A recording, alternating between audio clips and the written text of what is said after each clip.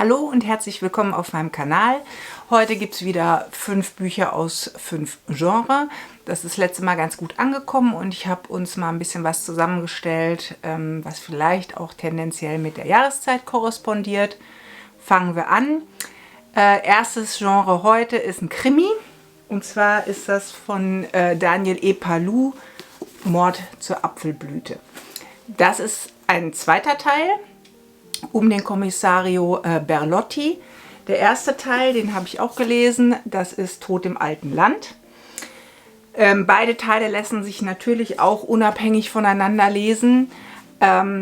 Ich stelle euch jetzt hier den etwas neueren Teil vor, der ist in 2022 erschienen. Wie gesagt, Mord zur Apfelblüte.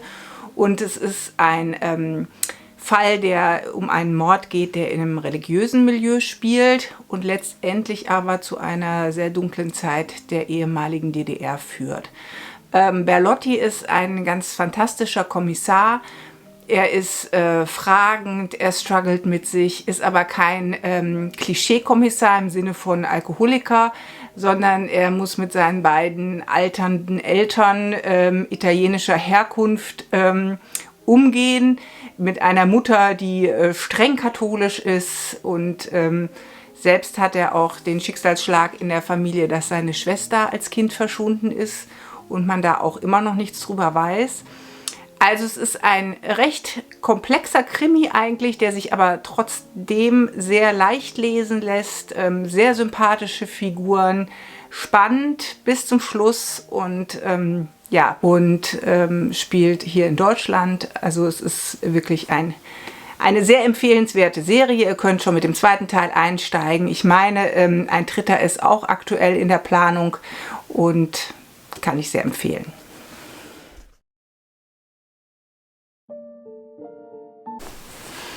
Weiter geht's mit der Kategorie Sachbuch oder auch Selbsterfahrung. Es ist nicht so ganz klar einem Genre zuzuordnen. Und zwar ist das Buch Im Garten von Maike Winnemuth. Maike Winnemuth ist eine meiner Lieblingsautorinnen. Wer das Buch von ihr, Das große Los, noch nicht kennt, ist auch eine große Empfehlung, ist aber schon ein ganz schönes Stück älter. Was sie schafft, ist immer ganz wunderbar, ihr eigenes Leben anhand von bestimmten Sachen zu reflektieren. Hier ist es also faktisch im Garten. Ich muss dazu sagen, ich habe einen absolut schwarzen Daumen. Ich habe mit Garten im Prinzip überhaupt nichts zu tun. Ich bin hier eher mal für die Technik zuständig bei uns in der Familie. Aber dieses Buch hat mich trotz allem sehr abgeholt, weil auch Maike Winnemuth damit anfängt, einen Garten zu kreieren und überhaupt keine Ahnung hat und das Buch in einer Art Tagebuchform geschrieben ist und sie wunderbare, skurrile Geschichten dabei auch erzählt, aber auch ihren persönlichen Wachstum mit ihrem Garten beschreibt. Also auch das Thema, wie finde ich meine Heimat, was ist Heimat? Ganz wunderbare Sachen, wie sie in Großbritannien auf einer Gartenausstellung ist und das sich sehr skurril anmutet. Sie hat Tipps und Tricks drin und erklärt eben, wie sie sich an dieses Thema Garten annähert. Das heißt, es ist also ein Buch für passionierte Gärtner, für Gärtner, die es gerne werden wollen und für Menschen, die auch gar nichts mit Garten wirklich so am Hut haben, aber die gerne Bücher lesen über andere Menschen, die sich weiterentwickeln persönlich. Und hier ist quasi der Garten der Transformator. Also ein sehr charmantes Buch. Es ist auch mit Bildern drin. Es ist ganz, ganz wunderbar illustriert innen drin. Und der sehr nette Foxterrier von Maike Winnemuth findet auch auf dem einen oder anderen Foto Platz, was ich auch sehr charmant finde. Also, ich bin im Garten. Maike Winnemuth, eine Garten-Frühlingsbuchempfehlung.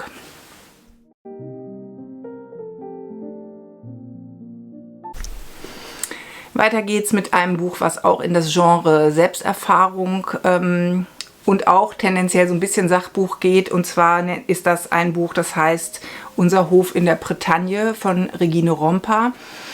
Und dieses Buch ist auch schon ein bisschen älter, mag ich aber sehr gerne als passionierte Frankreich-Urlauberin. Und zwar ist Regine mit ihrem Lebensgefährten von Berlin in die Bretagne gezogen, ausgewandert auf einen kleinen Hof. Wir haben beide ein gutes Leben in Berlin gehabt und wollten aber tatsächlich mehr back to the roots, mehr zur Natur. Auch dieses Thema der Selbstversorgung spielte eine Rolle.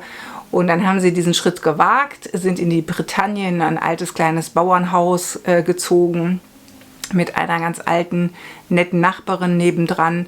Und und in diesem Buch ist praktisch die Beschreibung, wie diese Auswanderung und das Ankommen in Frankreich funktioniert hat, wie es funktioniert hat, die Sprache zu lernen, sich überhaupt mit diesen ganzen Sachen wie Anpflanzen von Gemüse, auf einmal gibt es da Hühner, wie hält man Hühner und all diese Sachen von der Berliner Großstadt in die Bretagne, das ist schon ein ganz schöner Schritt gewesen und das ist aber auch hier ganz wunderbar erzählt und beschrieben und natürlich auch sehr, wie ich finde, motivierend für Leute, die vielleicht auch nochmal mit dem Gedanken liebäugeln, ihr Leben zu verändern oder auch gegebenenfalls ins Ausland zu gehen.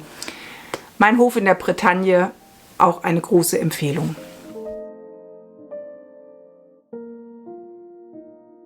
Kommen wir zum Genre Literatur. Da habe ich jetzt ein ganz aktuelles Buch euch mitgebracht. Es ist Als Großmutter im Regen tanzte von Trude Teige, eine Norwegerin. Das Buch und der Titel mit dem Cover sind mir persönlich fast ein bisschen zu lieblich gestaltet, weil sie über den Inhalt eigentlich etwas anderes suggerieren. Das Buch hat eine ziemliche Härte, muss man sagen. Es geht hier um 3 Personen, um June und ihre Mutter und ihre Großmutter. June flüchtet vor einem gewalttätigen Ehemann auf die Insel, auf der ihre Großeltern gelebt haben und kürzlich verstorben sind. Und will sich dort freischaufeln, merkt dort, dass sie schwanger ist und hat schon eine ziemlich schwierige Zeit da, fängt dann an, den Nachlass ihrer Großeltern zu sortieren und reflektiert daran zum einen ihr eigenes Aufwachsen in diesem Haus auf dieser Insel und gleichzeitig findet sie Hinweise darauf, dass ihre Großmutter ein sogenanntes Deutschmädel ist. Das waren die Frauen in Norwegen, die sich mit deutschen Besatzungssoldaten eingelassen haben und es handelt sich hierbei schon auch um ein recht dunkles Kapitel der norwegischen Geschichte, weil diese Frauen wurden dann mit den Deutschen in Lager gebracht und mussten ausreisen, haben alles verloren, ihre Pässe mussten sie abgeben, alle Sachen, die sie dann noch hatten und sind dann nach Deutschland gegangen. Es beschreibt dann eben jetzt hier genau diese Geschichte auch parallel zu Junes Geschichte von Thekla, also der Großmutter, die dann eben mit ihrem deutschen Soldaten, in den sie verliebt war, nach Deutschland kommt nach dem Krieg, also kurz nach Kriegsende und wie sie dann mit ihm nach Osten reist, in seinen Heimatort, dass er ihr immer sehr rosig beschreibt und sagt, du wirst sehen, es wird dir da sehr gut gefallen, es ist ein großes Gut, wir haben Pferde und sie kommen in eine völlig zerstörte Kleinstadt mit einem unglaublich schlimmen Massaker, die Russen sind da vor Ort noch und es wird schon sehr, sehr hart. Also wer da empfindlich ist, was Kriegsverbrechen angeht, für den ist das Buch definitiv nichts. Es zeigt aber eben sehr, sehr gut anhand dieser Geschichten, wie die Geschichte von Thekla, also der Großmutter, die Erfahrungen, die sie dann auch in ihrem späteren Leben verschweigt, die 2 weiteren Generationen, also die Tochter und eben auch die Enkeltochter June tatsächlich prägen in ihrem Leben. Und wie lange sich eben der Krieg in den Menschen und in ihren Verhaltensweisen dann letztendlich traumatisch auswirkt. Es ist ganz fantastisch geschrieben, es lässt einen nicht mehr los.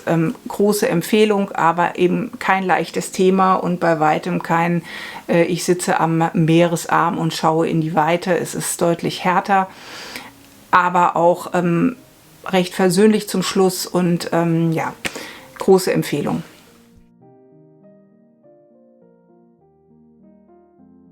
So, das nächste Buch gehört in das Genre Sachbuch und es ist von Melanie Rabe, Kreativität. Also Melanie Rabe ist sicher dem einen oder anderen schon bekannt als Autorin von Romanen und Krimis und hat hier ein sehr persönliches Buch zum Thema Kreativität geschrieben, ganz wunderbar auch illustriert zum Teil.